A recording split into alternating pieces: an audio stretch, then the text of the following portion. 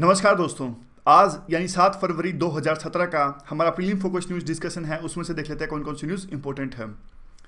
देखिए, लुटियन दिल्ली में एक डलहौजी रोड था। डलहौजी रोड का नाम बदलकर अब डारा सिको रोड नाम रखा जा रहा है एनडीएमसी के द्वारा में। तो देखिए, जो ये पर्सन्स न्यूज़ में होते हैं उनसे रिलेटेड क्वेश्चंस यूपीएससी हमेशा पूछती है। तो आपको पता होना चाहिए कि हमारे स्पेक्ट्रम में डलहौजी का क्या योगदान था। आपको याद होगा डॉक्ट्रिन ऑफ लैप्स, जिसमें अगर किसी किंग का कोई वारिस ना हो तो उस राज्य को हड़प सकते थे ब्रिटिशर। इस तरह की पॉलिसी लेके आए थे जो लॉर्ड डलहौजी थे। और इसके अलावा काफ़ी सारे राज्य इन्होंने इस डॉक्ट्रिन ऑफ लैप्स के तहत हड़पे थे, जैसे सतारा था, अवध था। और इसके अलावा इन्होंने करप्शन के चार्ज लगाकर भी कई राज्य को हड़पा था और ब्रिटिश राज्य में मिला लिया था। तो एक तरह से वैसे मेंस में भी इसका क्वेश्चन आया था 2013 में। डलहौजी का योगदान पूछा था, किस प्रकार से इन्होंने डेवलपमेंट वर्क करवाए। तो काफ़ी सारे डेवलपमेंट वर्क भी इन्होंने करवाए, जैसे कि पीडब्ल्यूडी मिनिस्ट्री थी ये मान लीजिए, या फिर नए यूनिवर्सिटीज़ का योगदान मान लीजिए। वैसे वो मनी बाद में थी यूनिवर्सिटीज़, लेकिन इन्होंने शुरुआत करी थी। और 1853 का एक एक्ट आया था, वो भी इनके टाइम में आया था, जो काफ़ी मॉडर्नाइज था। तो दोनों प्लस और माइनस के पॉइंट्स हैं। तो अब देखिए, इसका नाम बदल के दारा सिको रख दिया गया। दारा जो सिको है वो औरंगजेब के छोटे भाई थे। औरंगजेब और दारा सिको के बीच में लड़ाई भी हुई थी। उस बैटल का नाम बताइए। इन दोनों के बीच में जो लड़ाई हुई थी दारा सिको और औरंगजेब के बीच में, उस बैटल का नाम है बैटल ऑफ समूघर। इस तरह से कुछ नाम है। तो देखिए, अब मेंस में भी इसका क्वेश्चन आ सकता है। मेंस में ये पहली बार नहीं है कि सरकार ने जो ये रोड का नाम चेंज किया है। उससे पहले सरकार ने चेंज किया था। देखिए, ये इनका नाम था औरंगजेब रोड, बदल के एपीजे अब्दुल कलाम रोड रखा गया था नाम पहले। और उससे भी पहले एक दो रोड के और भी नाम बदले गए हैं। तो यहाँ पे देखिए, अब जिसे जो हिस्टोरियन है वो ये कहते हैं कि इससे तो सरकार जो है इतिहास मिटाने में जुटी है। ये कहते हैं कि इससे तो हमारी इतिहास है वो मिट जाएगा। एक रूल के अनुसार से सरकार सिर्फ वो नाम चेंज कर सकती है जो हमारे आज़ादी से पहले से रखे हुए हैं। यानी डलहौजी जो रोड का नाम था वो आज़ादी से पहले का है। और दूसरा ये कहते हैं कि अगर देखिए, अगर आपको लगता है, और इसमें कोई दो राय भी नहीं है, दारा सिको है उसका हिस्ट्री में एक योगदान है और अच्छा है, उनके योगदान को अभी तक पहचाना नहीं गया है। लेकिन आप ऐसा एक काम कीजिए कि आप अलग से एक रोड बनाइए और वहाँ पे दारा सिको का नाम रख दीजिए। आपको किसी और रोड का नाम चेंज करने की आवश्यकता ही क्या है। तीसरा ये रोड ये था, जो 7 आरसीआर रोड था ना पीएम का, उनका नाम भी चेंज करके लोक कल्याण मार्ग रख दिया गया। तो देखिए, ये रोड का नाम वगैरह याद करने की आपको आवश्यकता नहीं है। एक तो जो ये पर्सन्स इन न्यूज़ हैं, इन पे क्वेश्चन यूपीएससी इनडायरेक्टली पूछ लेती है कि डलहौजी, चलो सुर्खियों में था, डलहौजी पे क्वेश्चन पूछ लेते हैं। तो स्पेक्ट्रम में आए तो इस नाम पे फोकस करना कि इनका क्या इस तरह से लड़ाई लड़ी इन्होंने। और दूसरा दारा सिको का भी देख लेना। तो इस प्रकार से जो चीज़ें न्यूज़ में होती है ना वो इंपॉर्टेंट हो जाती हैं। आगे ये तो सिर्फ मेंस में यूज़ करने के लिए। कश्मीर में जो लड़कियों का एक गेम है स्नो रग्बी, उस पर काफ़ी जोर दिया जा रहा है काफ़ी। तो एक तरह से अच्छी बात है। आमतौर पे जो कश्मीर में वुमेंस के लिए आसान नहीं हो पाता बाहर निकल पाना और इस तरह के खेलों में पार्टिसिपेट कर पाना। और दूसरा, स्पोर्ट्स के दृष्टिकोण में भी खो खो और जो ये हैं कबड्डी, ये ट्रेडिशनल गेम्स हैं। लेकिन जो स्नो रग्बी है एक तरह से ये मॉडर्न गेम है और इसमें जो वहाँ के यूथ का रुझान काफ़ी देखने को मिल रहा है। ये देखिए, 4000 गर्ल्स ने पार्टिसिपेट अभी रजिस्टर करवा लिया है। तो ये बस एग्जाम्पल देने के लिए है कश्मीर में। और एक देखिए, स्वीडन की जो एजेंसी है, डिफेंस एजेंसी, डिफेंस कंपनी है स्वीडन की साब, इन्होंने अब इंडिया को, पहले देखिए जो हमारी नेवी थी वो लाइट कॉम्बैट एयरक्राफ्ट ये एक्वायर करने वाली थी, लेकिन इसमें काफ़ी तरह की खामियां मिली। एक तो इसका टेक ऑफ में दिक्कत थी नेवी के ऊपर से। आपने देखा होगा जो नेवी के शिप वगैरह होते हैं वहाँ से जो एयरक्राफ्ट उड़ान भरते हैं। तो देखिए, एक तो इसमें जो उड़ान भरने में दिक्कत थी, टेक ऑफ में दिक्कत थी। दूसरा, अगर वेपन्स वगैरह, एमनिशन वगैरह लोडेड होते तो इसमें चलने में परेशानी होती थी। तो बाद में अब नेवी ने ख्याल छोड़ दिया। पहले इसको एक्वायर करने वाले थे, अब नेवी ने दो चीज़ों पे कंसीडर कर लिया है। एक तो जो साब, जो स्वीडन की डिफेंस कंपनी है, उनसे ग्रीपन एम लेने की सोच रही है। ग्रीपन उनका नाम है ये एयरक्राफ्ट का। दूसरा, ये लोकहीड मार्टिन को भी कम्पीट कर रही है ये जो स्वीडन की कंपनी है। तो ये ज़्यादा डिटेल में तो जाने की आवश्यकता नहीं है। जो मेन इसमें खबर वो ये है कि एरो इंडिया का जो होगा एक्सपो, वो हमने पहले भी डिस्कस किया था कि एरो इंडिया का जो एक्सपो, जिसमें सारे जो एयरक्राफ्ट वगैरह अपने दमखम दिखाते हैं, वो कहाँ होगा इस साल। तो बेंगलोर में था शायद ना, तो बेंगलोर में ही होगा। हमें लोकेशंस याद रखने की इसकी आवश्यकता है। ये देखिए, ये है ग्रीपन, जो जहाज़ हम अब एक्वायर करने की सोच रहे हैं। और पहले ये लेने वाले थे लाइट कॉम्बैट एयरक्राफ्ट, क्योंकि ये रिक्वायरमेंट्स को मीट नहीं कर रहा नेवी की। उसके बाद में रोहिंग्या का ये इशू है वर्ल्ड पे। आज ज़्यादा इंपॉर्टेंट न्यूज़ है नहीं, बिजनेस पे दो इंपॉर्टेंट न्यूज़ हैं और बाकी इलेक्शंस चल रहे हैं ना। इलेक्शन के कारण में इलेक्शंस की न्यूज़ ज़्यादा रहती है न्यूज़पेपर में। मेन तो एडिटोरियल ही इंपॉर्टेंट होते हैं। पीआईबी में वैसे इंपॉर्टेंट है। रोहिंग्या न्यूज़ से रिलेटेड ये है कि बांग्लादेश में अब आपको पता है कि म्यांमार में रोहिंग्या का इशू चल रहा है।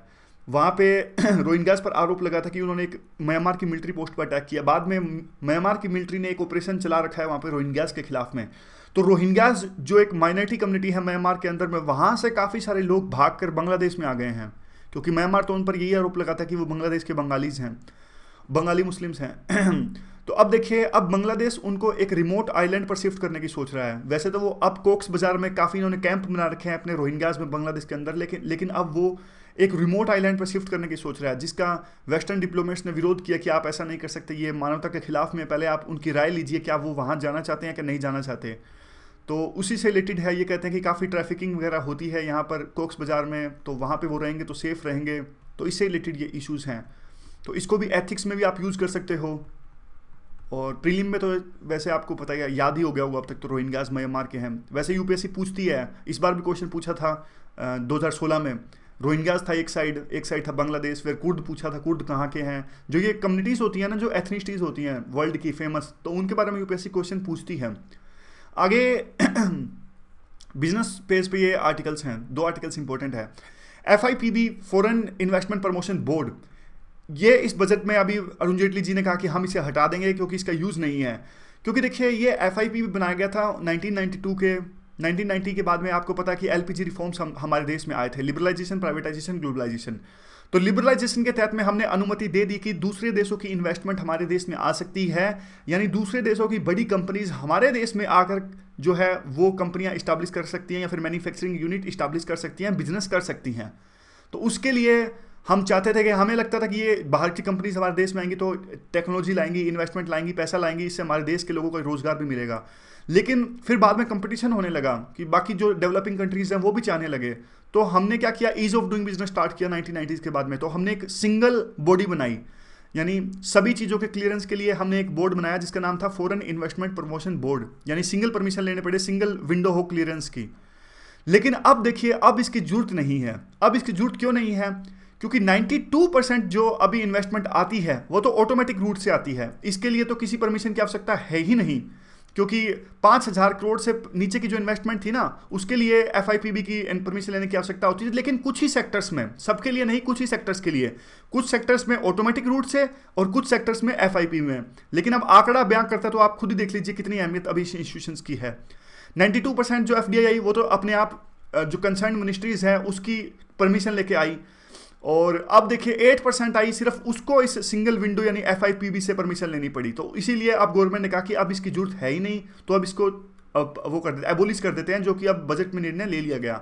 अब बात ये उठती है कि अगर देखिए ये FIPB चला जाएगा तो बाद की जो बची हुई 8% है, बची हुई 8% में जो परमिशन लेनी पड़ती थी FIPB, अब उनको कहाँ से परमिशन लेनी पड़ेगी? इसके लिए गवर्नमेंट ने कहा कि हम रिक्विजिट टाइम में, मतलब 3 महीने के अंदर अंदर में कोई एक मैकेनिज्म इस्टाब्लिश करेंगे। मेनली तो देखिए यही करेंगे कि कोई पर्टिकुलर जो डिपार्टमेंट है या फिर मिनिस्ट्री है उससे कंसर्न्ड मिनिस्ट्री से परमिशन ली जाए, फिर कुछ मैकेनिज्म डिवाइस किया जाए जिसके तहत में बाहर की कंपनीज हमारे देश में इन्वेस्ट कर सके। ये देख लीजिए, यहाँ पे लिख रखा है इन्होंने कि अंडर कंसिडरेशन है कि किस तरह से जो पहले जो कंपनीज FIPB परमिशन से यानी सिंगल विंडो से जो आती थी और वो कैसे आएंगी, उसके लिए क्या मैकेनिज्म होना चाहिए। अब एक और दूसरी जो ये रिलेटेड न्यूज़ है एप्पल से लेके है। एप्पल, आपको पता है कि देखिए हमारे देश में जो स्मार्टफोन की मार्केट है वो बहुत ज़्यादा है। ये नई जो कंपनीज हमारे देश में आई है, OnePlus मान लीजिए या फिर एप्पो मान लीजिए और Xiaomi, ये सारी कंपनी चाइनाई कंपनीज हैं। ये इन्होंने जिस तेजी से मार्केट पकड़ी है हमारे इंडिया के अंदर में, तो एप्पल को लगता है कि वो भी इंडिया की मार्केट का एक बहुत बड़ा हिस्सा कैप्चर कर सकता है। तो एप्पल ने प्रपोजल दिया गवर्नमेंट को कि हम इंडिया के अंदर में आके, क्योंकि देखिए वो वहाँ से मोबाइल बना के भेजते हैं ना, उनको काफ़ी महंगा पड़ता है। क्योंकि आपने सुना ही होगा कि जो हमारे दोस्त वगैरह होते हैं वो US से मोबाइल्स मंगवाते हैं एप्पल के, क्योंकि वहाँ से बहुत सस्ता पड़ता है। लेकिन यहाँ पे आने के बाद में इंपोर्ट ड्यूटी लग जाती है, कस्टम ड्यूटी लग जाती है। तो एप्पल के मोबाइल अगर यहाँ पे वो मैन्युफैक्चर करेंगे तो काफ़ी सस्ता होगा और काफ़ी मार्केट कैप्चर कर पाने में सक्षम हो पाएंगे एप्पल के लोग। लेकिन आपको पता होगा हमारी गवर्नमेंट का एक रूल है, जो भी बाहर की मोबाइल कंपनी यहाँ पे मोबाइल हैंडसेट्स वो बनाएगी, मैन्युफैक्चर करेगी, तो उसके लिए इसको एक रूल का पालन करना पड़ेगा, जिसके तहत में 30% जो रॉ मटेरियल्स है, मैन्युफैक्चरिंग मटेरियल्स है, वो इंडिया से ही खरीदना पड़ेगा। ये रूल है।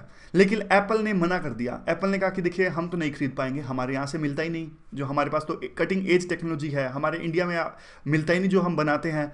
हमने उनको मना कर दिया काइंड ऑफ, लेकिन अभी तक पूरा हमने उनको जवाब नहीं दिया था, लेकिन काइंड ऑफ न्यूज़ इस तरह से निकल के आ रही है कि आपकी जो टेक्नोलॉजी है कुछ ऐसी कटिंग एज टेक्नोलॉजी नहीं है कि बहुत ज़्यादा बड़ी टेक्नोलॉजी हो, उसका जो मटेरियल है हमारे देश में भी मिलता है। तो इसलिए आप भी रूल का पालन कीजिए। 30% जो रूल है कि जो बेसिक यानी डोमेस्टिक रॉ मटेरियल्स यहाँ से परचेज करना है उसको आप कीजिए।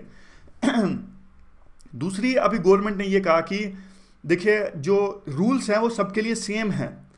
ऐसे नहीं है कि एप्पल के लिए अलग रूल, जियोमी के लिए अलग रूल, या फिर वन प्लस के लिए अलग रूल्स जो हैं वो सबके लिए सेम है। अगर एप्पल के लिए कोई रूल चेंज होगा तो वो सबके लिए होगा। ये पूरी खबर है। और आगे क्या है, आगे हमने आज एडिटोरियल में भी जिस प्रकार से डिस्कस किया कि जो WTO के चीफ है रॉबर्टो, वो हमारे देश की विजिट पर आ रहे हैं। किस लिए? 2 चीज़ों के लिए। एक है इलेक्ट्रॉनिक्स जो कॉमर्स है, और दूसरा इन्वेस्टमेंट। ये हमने सुबह भी डिस्कस किया था कि 2017 में दिसंबर में अर्जेंटीना में ब्यूनस आयर्स में ये WTO का अगला राउंड होने वाला है। हर 2 साल के अंतराल के बाद में ये होता है, हर 2 साल के अंतराल के बाद में होता है। 2015 में जो हुआ था ये नैरोबी में हुआ था, और अब 2 साल इसको पूरा हो गए, तो इस साल अर्जेंटीना में होगा ये। तो देखिए मिनिस्ट्रियल कॉन्फ्रेंस है, इसको मिनिस्ट्रियल कॉन्फ्रेंस कहते हैं, जो हर 2 साल के बाद में होती है। और हमारे तरफ से पार्टिसिपेट करती हैं निर्मला सीतारमण जो कि कॉमर्स मिनिस्टर हैं। तो इंडिया का ये आरोप है कि देखिए आपने नैरोबी के जो इश्यूज हैं वो तो सोल्व किए नहीं आपने, और आप अगली तरफ बढ़ रहे हो, मतलब आप नए इश्यूज ला रहे हो, जिस प्रकार से ई-कॉमर्स हो या फिर इन्वेस्टमेंट हो। तो इंडिया कहती है कि पहले आप पुराने इश्यूज तो सोल्व कीजिए, आप अपनी मर्जी के इशू लाते जा रहे हो। इसमें हमारे में देखिए हमने वो परमानेंट सोल्यूशन की बात करी थी, सुबह हमने जो डिस्कस किया था कि फूड सब्सिडी में जो हम अपने फार्मर्स को देते हैं, उसके लिए अभी तो फिलहाल एक पीस क्लास है, तो हम उसके लिए परमानेंट सोल्यूशन की बात कर रहे हैं। और उसके बाद में जो ट्रेड फैसिलिटेशन एग्रीमेंट था उसके लिए हमने एक कमेटी भी बनाई है ताकि वो इंप्लीमेंट कर सके, उसमें हम एग्री कर गए थे। उस पूरी न्यूज़ को हम आगे डिस्कस करेंगे, क्योंकि अगस्त के करंट अफेयर में भी डिस्कशन में था, तो आने वाली स्लाइड्स में हम इसे डिस्कस करने वाले हैं। PIB की न्यूज़ है। देखिए PIB में एक जो न्यूज़ है, 4 धाम हाईवे, गवर्नमेंट ने डिसाइड किया कि जो हाईवे कनेक्टिविटी बढ़ाएगा इस 4 धाम हाईवे में। कनेक्टिविटी तो देखिए पहले ही है, लेकिन जो 2 लेन्स है उसको ज़्यादा लेन से करना है। ये हाईवेज आते हैं 58, 94, 108, 109। अब आपके मन में ये चल रहा होगा क्या UPSC नेशनल हाईवे पूछती है? देखिए UPSC नेशनल हाईवे वैसे नहीं पूछती है, लेकिन जो न्यूज़ में चल रहे हों या फिर एकदम बिल्कुल ऐसे हों कि जिनकी स्ट्रेटेजिक लोकेशन काफ़ी इंपॉर्टेंट हो। अब 2014 में एक क्वेश्चन पूछा था UPSC ने नेशनल हाईवे पे, अब उसमें नेशनल हाईवे नंबर 15 था, लेकिन वो 15 जो हाईवे है ना वो न्यूज़ में था उस टाइम पे काफ़ी, और वो बॉर्डर रोड था एक तरह से, अहमदाबाद राजस्थान कुछ वहाँ एक बॉर्डर पे रोड बनता था जिसके जो स्ट्रेटेजिक सिग्निफिकेंस थी वो काफ़ी ज़्यादा है। तो अब जिस प्रकार से अब ये प्रोजेक्ट चला रहे हैं 4 धाम, इसमें आता है 58, 94, 108, 109। हालांकि संभावना कम है, लेकिन जो न्यूज़ में नेशनल हाईवे आते हैं ना वो सिर्फ आप देख लिया करो, क्योंकि देखिए वैसे तो नेशनल हाईवे काफ़ी ज़्यादा हैं, 200-250 पता नहीं कितने हैं, तो इतने ज़्यादा तो याद थोड़े ना होंगे, और कितना कॉस्ट बेनिफिट देखो, याद करने बैठेंगे तो संभावना काफ़ी कम है, लेकिन जो न्यूज़ में है वो नहीं छोड़ने। ये हैं देखिए ऋषिकेश टू केदारनाथ, बद्रीनाथ, गंगोत्री, यमुनोत्री, और ये रोड के नाम भी दे रखे हैं। चलो एक चीज़ आप ये बताओ कि जो 4 धाम है वो 4 धाम में कौन कौन से धाम हैं? कुछ नहीं पता UPSC का, कुछ भी पूछ लेगी वैसे यूँ तो। देखिए 4 धाम में जो हैं ये हैं वैसे तो, एक पुरी है, द्वारका है, रामेश्वरम है, और एक है बद्रीनाथ। अब आप कहोगे कि 4 धाम ये बताए गए, तो यहाँ पे तो कुछ और हैं। यहाँ पे तो देखिए गवर्नमेंट की जो PIB की न्यूज़ है उसमें तो ये लिखे हैं कि केदारनाथ, बद्रीनाथ, गंगोत्री, यमुनोत्री। देखिए ये जो उत्तराखंड के 4 धाम है ना, केदारनाथ, बद्रीनाथ, गंगोत्री, यमुनोत्री, ये छोटे 4 धाम कहते हैं इनको। विकिपीडिया पे सर्च मारना आप, ये उत्तराखंड के 4 धाम हैं, केदारनाथ, बद्रीनाथ, गंगोत्री, यमुनोत्री, ये छोटे 4 धाम हैं। और बड़े 4 धाम जो हैं, जो जिसको आमतौर पे 4 धाम कहा जाता है, वो है एक पुरी, द्वारका, रामेश्वरम, बद्रीनाथ, जो हमारे देश के अलग अलग हिस्सों में है। जैसे द्वारका वेस्ट में है, पुरी नीचे है, रामेश्वरम भी अलग जगह पे है, जैसे साउथ में है, बद्रीनाथ नॉर्थ में है। तो ये पूरे भारत को जोड़ता है, ऐसे इस तरह से पूरा भारत हो जाता है। मतलब ये तो जुड़ा नहीं ये तो और ही कुछ बना दिया मैंने, लेकिन हाँ मतलब छोटे 4 धाम और बड़े 4 धाम में आप डिफरेंस याद कर लेना। अब देखिए एक और है किसान सेवा केंद्र। आप बताइए किसान सेवा केंद्र क्या है? किसान सेवा केंद्र देखिए ये पेट्रोलियम मिनिस्ट्री का एक कंसेप्ट है, जिसमें से ये ऑयल मार्केटिंग कंपनीज क्या होंगी, लो कॉस्ट पे रिटेल आउटलेट्स बनाएंगी रूरल एरियाज में, ताकि किसानों को डीजल डिलीवर किया जा सके बिल्कुल सस्ते दामों पर और किसान के दरवाजे पर। इस तरह का ये कंसेप्ट है किसान सेवा केंद्र। ठीक है, कौन सी मिनिस्ट्री है? ऑयल मिनिस्ट्री, याद कीजिएगा। कर क्या कर रहे हैं? रिटेल आउटलेट प्रोवाइड कर रहे हैं रूरल एरियाज में। दो चीजें आपको याद रखनी है। और आगे है, देखिए पीआईबी की एक न्यूज है कि जो लेबर लॉज हैं उनको रैशनलाइज करने की बात है। सरकार क्या कर रही है? देखिए, जो इंटरनेशनल हमारा लेबर कन्वेंशन थी ना, और पहले भी काफ़ी सारी, जैसे एक नेशनल कमीशन ऑन लेबर्स, इन्होंने कहा था कि जो इंडिया के लेबर लॉज है ना काफ़ी कॉम्प्लेक्स हैं, उनको एक ढांचे में आप माप लो कि मतलब 4-5 ऐसी कोड्स हों जिसमें कोई लेबर लॉ पर्टिकुलरली डिफाइन हो। तो 5 कोड्स बनाने की बात हुई थी यहाँ पे। देखिए 4-5 कोड बना दो। अब गवर्नमेंट वैसा ही करने जा रही है। मिनिस्ट्री ने बहुत सारे ऐसे स्टेप्स लिए हैं जिसमें से जो सारे लेबर लॉज को 4 ग्रुप्स में डिवाइड कर दिया, 4 लेबर कोड्स में डिवाइड कर दिया। ये है एक वेजीज में, वेजीज के से रिलेटेड जो भी लॉ है वो एक जगह पे, इंडस्ट्रियल रिलेशन से जो भी लॉ है वो एक जगह पे, सोशल सिक्योरिटी से ला वो एक जगह पे, वेलफेयर और सेफ्टी से वो एक जगह पे। अरे सिंपल सी बात है, जैसे हम नोट्स बनाते हैं, यूपीएससी की तैयारी, जो आईएएस की तैयारी काफ़ी कॉम्प्लेक्स हो जाती है, तो हम क्या करते हैं, एक जगह रख देते हैं अपने अपने नोट्स को, इंटरनेशनल रिलेशन की एक जगह पे, इकोनॉमिक्स की एक जगह पे। वैसे ही गवर्नमेंट कर रही है।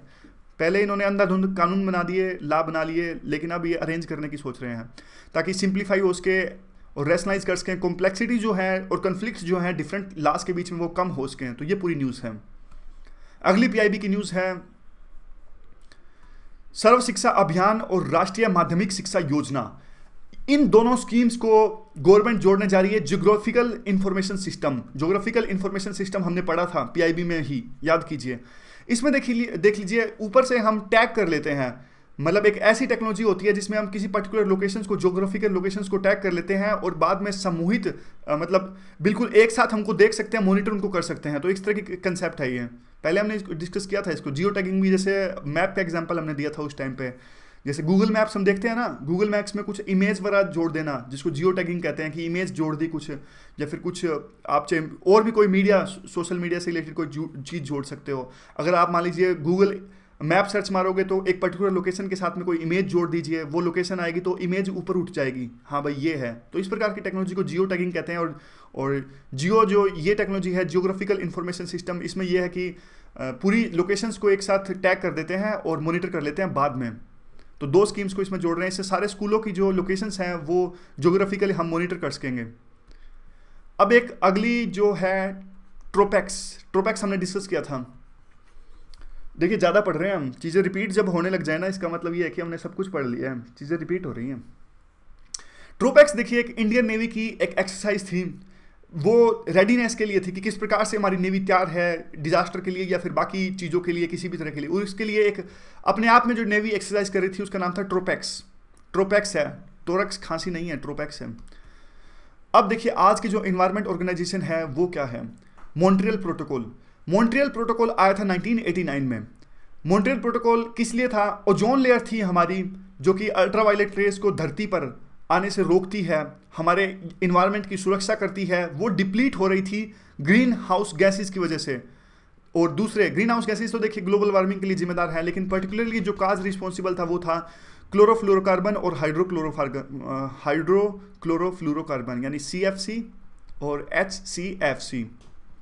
ठीक है, इन दोनों मेनली इन जो क्लोरीन के कंपाउंड्स हैं, इनकी वजह से हमारी जो ओजोन लेयर थी वो काफ़ी डिप्लीट हो रही थी और इससे हार्मफुल इफेक्ट्स होने का खतरा काफ़ी पैदा हो गया था। क्योंकि देखिए अल्ट्रा वायलेंट रेज जो हमारी धरती पे आती है तो कैंसर की संभावना भी काफ़ी ज़्यादा हो जाती है। तो ओजोन लेयर हमारी रक्षा करती है अल्ट्रा वायलेट रेज से।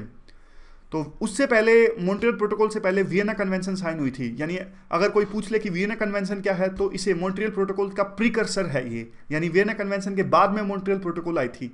कन्वेंशन और प्रोटोकॉल में एक डिफरेंस होता है, कन्वेंशन तो कुछ करते नहीं है, कन्वेंशन में तो मतलब इस तरह से सिर्फ बातें होती हैं। प्रोटोकॉल तो बाइंडिंग होता है एक तरह से, जिस प्रकार से आप देख लीजिए क्योटो प्रोटोकॉल का एग्जाम्पल ले लीजिए, पहले UNFCCC आया था, तो UNFCCC में सिर्फ बातें थी कि हम कम करेंगे, ये करेंगे, वो करेंगे, लेकिन कोई करता नहीं है। उसके इंप्लीमेंट करने के लिए, बाइंडिंग बनाने के लिए, कुछ एक रियलिस्टिक एक्शन लेने के लिए प्रोटोकॉल आता है। फिर UNFCCC के बाद में क्योटो प्रोटोकॉल आया था, याद होगा आपको। उसी तरह यहाँ पे है, पहले कन्वेंशन आई, फिर उसके बाद में प्रोटोकॉल आया, मॉन्ट्रियल प्रोटोकॉल। तो एक तरह से इंटरनेशनल ट्रीटी है। और पूछ लेती है यूपीएससी ऐसे, मतलब आपको लग रहा होगा कि इंटरनेशनल ट्रीटी है तो सिंपल सा है, लेकिन नहीं। यूपीएससी देखिए कई बार यूँ पूछ लेते हैं इट इज़ रीजनल ट्रीटी, या फिर इस तरह से कुछ यूँ पूछ लेगी, क्या फिर एनजीओ की कोई कन्वेंशन है, फिर है क्या। तो हमें एक एक वर्ड को बारीकी से पढ़ना है, एक एक नंबर के लिए लड़ाई है। लीगली बाइंडिंग है, जो देश ये साइन कर रहे हैं उनको अपने देश से ये क्लोरोफ्लोरोकार्बन्स और हाइड्रोक्लोरोफ्लोरोकार्बन्स ये हटाने हैं। रेफ्रिजरेटर में ये यूज़ होते थे, एसी में ये यूज़ होते थे, स्प्रे वगैरह में यूज़ होते थे। तो जो कंट्रीज इस प्रोटोकॉल को साइन कर रही है उनको ये कंपल्सरी रिमूव करना पड़ेगा। तो इनका एक ऑप्शन उभर कर आया HFC, हाइड्रोफ्लोरोकार्बन्स, यानी ये तो मॉन्ट्रियल प्रोटोकॉल में हटा दिए गए, इनको तो भूल जाइए आप। अब एक HFC ऑप्शन आया था इसका, यानी डेवलपिंग कंट्रीज हैं जो HFC यूज कर सकती थी इन कंपाउंड्स के बिना, फ्रिज वगैरह में, एसी वगैरह में। लेकिन अब दिक्कत ये है कि जो HFC है ना, ये हाइड्रोफ्लोरोकार्बन, इनसे ग्रीन हाउस गैस एमिशंस काफी ज्यादा होता है, तो ग्लोबल वार्मिंग का खतरा काफी ज्यादा है। तो डेवलप्ड कंट्रीज ने कहा कि आप अब HFC को भी हटा दीजिए। हमारे जैसे डेवलपिंग कंट्रीज ने कहा कि भाई हमारे पास टेक्नोलॉजी नहीं है अभी इतनी ज्यादा, या तो आप हमें टेक्नोलॉजी दीजिए तब जाके हम HFC को हटाएंगे। HFC को हमने हटा दिया तो हम फ्रिज कैसे बनाएंगे, हमारे पास इतनी कोई है ही नहीं टेक्नोलॉजी। तो उसके लिए अब हमारे देशों के पास में थोड़ी थोड़ी टेक्नोलॉजी आ रही है। तो एक एग्रीमेंट हुआ था, आपको याद होगा, किगाली एग्रीमेंट, जिसमें इसको HFC को रिमूव करने की बात थी। इसे हम डिस्कस करेंगे, किगाली को अलग से डिस्कस करेंगे। तो बस इसमें तो यही है। आज की हमारी स्कीम क्या है? आज की हमारी स्कीम है जीवन प्रमाण। क्या लग रहा है आपको जीवन प्रमाण से, कि किस तरह का जीवन प्रमाण? हाँ, नाम से तो पता लग ही रहा है कि एक प्रकार की कुछ सर्टिफिकेट वगैरह होगा, लेकिन अंदर देखते हैं क्या है। Department of electronics and IT ministry ने इसे चलाया है, और ministry of communication and IT ये भी सहयोग करता है, दोनों मिनिस्ट्रीज ने मिलकर चलाया है। और अब देखिए इसमें जो बुढ़ापा पेंशन होती है, तो हर साल लोगों, जो हमारे सीनियर सिटीजन्स होते हैं, वृद्ध सिटीजन्स, यानी बुढ़ापा पेंशन के लिए उनको क्या करना पड़ता है, सबूत देना पड़ता है हर साल की जिंदा रहने के लिए कि हाँ भाई हम जी रहे हैं, क्योंकि लीकेज है वो काफ़ी ज़्यादा होती है, तो वहाँ पे जाके उनको सर्टिफिकेट्स देने पड़ते हैं। तो अब इस पूरी चीज़ों को ना आधार से लिंक कर देंगे, आधार बायोमेट्रिक ऑथेंटिकेशन। किसी चीज़ का सर्टिफिकेट देने की आवश्यकता नहीं है, अगर आपका आधार कार्ड बना हुआ है तो वहाँ पे जाके आप बायोमेट्रिक दीजिए। अब जाकर बायोमेट्रिक देंगे तो कन्फर्म हो ही गया ना कि आप जिंदा हैं। अब कोई भूत तो आके देगा नहीं बायोमेट्रिक, तो बंदा ही तो जाके देगा वहाँ पे। तो उस चीज़ के लिए ये टेक्नोलॉजी है, department of electronics and IT और दोनों मिनिस्ट्रीज मिलकर चला रही है। ये स्कीम है जीवन प्रमाण। तो देख लीजिए अंदर थोड़ा अलग है ना, मतलब सिर्फ सर्टिफिकेट नहीं दे रहे हैं, कुछ और भी कर रहे हैं, आधार कार्ड से लिंक कर रहे हैं, इसलिए इंपॉर्टेंट हो जाता है ये जीवन प्रमाण स्कीम। याद करना आप, जीवन प्रमाण है, प्रणाम बोल रहा हूँ मैं, जीवन प्रमाण स्कीम। आर्टिकल नंबर 15 आज कॉन्स्टिट्यूशन का एक आर्टिकल है ये।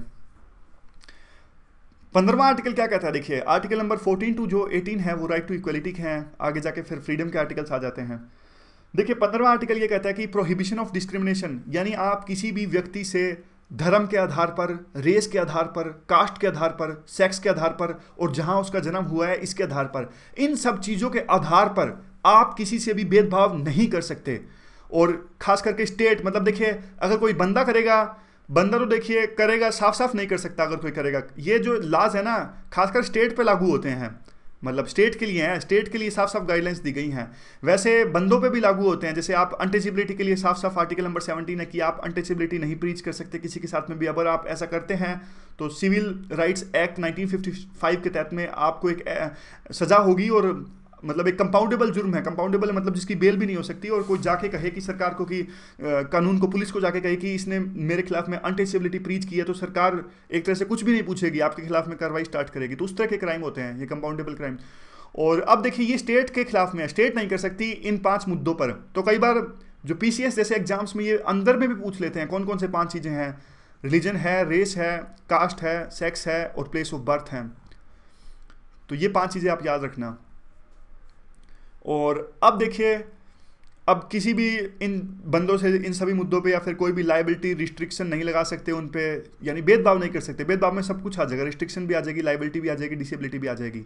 अब ये स्पेसिफिक वर्ड्स भी मेंशन है इस 15वें आर्टिकल में, जैसे कि आप किसी को शॉप पे जाने पे, दुकान पे जाने से नहीं रोक सकते, पब्लिक रेस्टोरेंट पे जाने से नहीं रोक सकते, होटल, पब्लिक एंटरटेनमेंट की जगह से। पुराने टाइम में काफ़ी भेदभाव होता था, जो वर्ना सिस्टम था उसमें काफ़ी भेदभाव होता था। उसी से सीख के आज़ादी के टाइम में जब हमने हमारा संविधान बनाया था तो हमने इस तरह के आर्टिकल्स लिखे थे। कुएं के पानी से नहीं रोक सकते, टैंक से, बाथिंग घाट्स। तो ये सब चीज़ें बस एक बार पढ़ लेना, अब ऐसा नहीं है कि इनको भी रटना पड़े कि सोप है या फिर सोप है, गोदाम है कि नहीं है, या फिर शोरूम है कि नहीं है। नहीं नहीं, ये सब चीज़ें ज़रूरत नहीं है।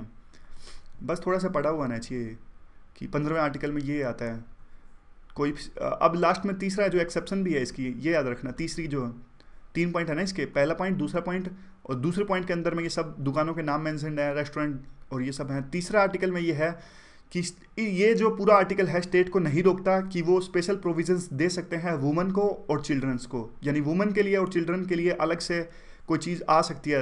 अगर कोई स्पेशल प्रोविजंस वुमन के लिए फिर चिल्ड्रन के लिए आते हैं तो आप कोर्ट में नहीं जा सकते यह कह के कि 15 आर्टिकल तो यूँ है कि आप सेक्स के आधार पर भेदभाव नहीं कर सकते, क्योंकि सेक्स में तो मेल और फीमेल दोनों आते हैं। अगर फीमेल को हम स्पेशल प्रोविजंस देते हैं तो इसका मतलब आर्टिकल नंबर 15 का उल्लंघन नहीं है वो। क्यों?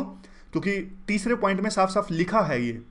ऐसा ही करते हैं ये, कुछ इनको चेंज करना होता है ना इनको संविधान में, तो ये कुछ पॉइंट ऐड कर देते हैं। मान लीजिए कल को LGBT को भी कुछ देना हो अलग से स्पेशल प्रोविजंस, तो उस चौथे पॉइंट में ऐड कर देंगे, कॉन्स्टिट्यूशन को अमेंड कर देंगे, ताकि ऊपर भी कुछ और है, नीचे एक्सेप्शंस भी हैं तीसरे और चौथे में। आगे अगस्त का करंट अफेयर। अगस्त का करंट अफेयर है सेंट्रल वाटर कमीशन के बारे में। महिर शाह की एक कमेटी थी और उसने अपनी रिपोर्ट दी थी सेंट्रल वाटर कमीशन पे। देखिए, ये कहते हैं कि जो हमारे इंस्टीट्यूशंस हैं, वाटर रिलेटेड जो इंस्टीट्यूशंस हैं, वो 21वीं शताब्दी पर काम करने चाहिए। जो सेंट्रल वाटर कमीशन या फिर सेंट्रल ग्राउंड वाटर बोर्ड जो अभी फिलहाल हैं, ये पुराने टाइम की जो है इश्यूज़ पर काम कर रहे हैं। पुराने टाइम में ये इसलिए आए थे, जो हमारे सेंट्रल वाटर कमीशन थे 1945 में, तब हमें ज़्यादा से ज़्यादा डैम्स बनाने की आवश्यकता थी और मीडियम रेंज रिजर्वर्स की आवश्यकता थी, सरफेस वाटर को यूटिलाइजेशन की आवश्यकता थी। और सेंट्रल हमारा जो ग्राउंड वाटर बोर्ड है वो भी ग्राउंड वाटर के रिसोर्सेज को यूटिलाइज करने के लिए आया था। अब जो है हमारी प्रायोरिटीज चेंज हो चुकी हैं, इसलिए पहले तो आप इस कमेटी का नाम याद रखिएगा, मिहिर शाह कमेटी की रिकमेंडेशंस जो कि सेंट्रल वाटर कमीशन पे आई थी। अब ये कहते हैं कि नेशनल वाटर कमीशन की आवश्यकता है, जिसमें दोनों बोर्ड यानी सेंट्रल वाटर कमीशन और सेंट्रल ग्राउंड वाटर बोर्ड ये मर्ज हो जाएंगे, ये दोनों मर्ज हो जाएंगे इसके अंदर में, नेशनल वाटर कमीशन के अंदर में। और ये डिसेंट्रलाइजेशन पे काम करेगा कि नीचे वाले मुद्दे पे, यानी आप ऐसा मत कीजिए कि ऊपर एक सेंट्रलाइज पॉलिसी बनाइए। वाटर का यूटिलाइजेशन नीचे वाले लेवल पे होना चाहिए, जिसमें पंचायत का भी काफ़ी योगदान होना चाहिए। तो एक पूरा बोर्ड गठित होना चाहिए जिसमें ये सारे लोग, और जिसमें देखिए सारे हाइड्रोलॉजी के जो हैं फिलहाल के, और हाइड्रोजिनोलॉजी के, हाइड्रोमीटरोलॉजी के, तो ये ज़्यादा याद मत कीजिएगा, मतलब देखने के लिए। तो एक ये सब सबमर्ज हो जाएंगे इस नेशनल वाटर कमीशन में, और ये सब जो है इनके बोर्ड के जो चीफ हैं वो नेशनल वाटर कमीशन के मेंबर्स होंगे। और बेसिन की अप्रोच पे ज़्यादा फोकस किया जाएगा, डैम की अप्रोच पे कम फोकस किया जाएगा। तो ये सेंट्रल वाटर कमीशन को चेंज करके नेशनल वाटर कमीशन ले जाने की बात थी।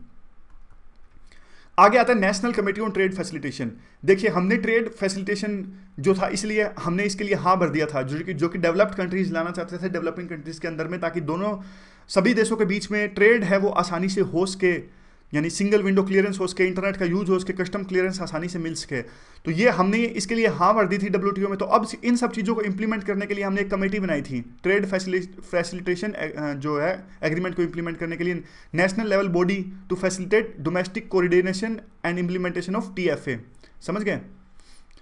इसमें ये क्या होगा, इंटर मिनिस्ट्रियल बॉडी होगी और सेक्रेटरीज होंगे सभी की डिपार्टमेंट्स के, और central board of excise and custom के भी होंगे। तो ये सिंपल सी चीज़ जो है, मॉनिटरिंग करेंगी, इम्प्लीमेंटेशन होगा, एडहोक बॉडी होगी। ये सिंपल बातें तो दिन रात पढ़ते हैं यार। अपना इतना तो लेवल हमेशा रखो कि अगर फोल्डर मटेरियल ढूंढना हो, मेंस में लिखना हो, तो कहीं से भी दिमाग इतना तेज़ी से चलना चाहिए कि वो अपने आप मटेरियल आएगा। इन बातों पर फोकस करने लगोगे तो कहाँ पार पड़ेगी। आगे है टिरोट सिंह। ये टिरोट सिंह क्या है? ये एक फंक्शन है, मेघालय में इसे ऑर्गेनाइज किया जाता है। ये एक फ्रीडम फाइटर थे, ब्रिटिशर्स के खिलाफ में आज़ादी के लिए लड़ते हुए इन्होंने अपनी जान दे दी थी। तो यहाँ पे देखिए, खासी पीपल जो हैं, खासी लोग जो हैं मेघालय में, आपको याद होगा मेघालय में गारो खासी जयंतियाँ हैं, वो जो है हिल्स हैं वहाँ पे, तो वो हिल्स के नाम पे वहाँ पे ये ट्राइबल्स हैं, उसके नाम पे ये पड़े हैं हिल्स के नाम। तो 18वीं सेंचुरी की बात है ये। यू टिरोट सिंह ब्रिटिशर्स के खिलाफ में लड़ रहे थे ये, और खासी हिल्स का कंट्रोल लेने की कोशिश कर रहे थे ब्रिटिश वाले, और इन्होंने लड़ते हुए अपनी जान दे दी, और उसी की याद में बनाया जाता है ये यू टिरोट सिंह। तो ये क्वेश्चन आ सकता है कि कौन से राज्य में बनाया जाता है, क्या थे, क्यों बनाया जाता है, तो अब तो आपको पता लग गया होगा।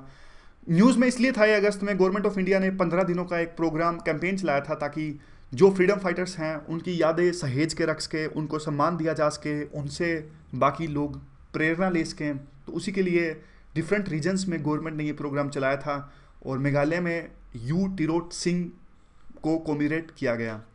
तो आज के डिस्कशन में बस इतना ही। Thank you very much for discussion.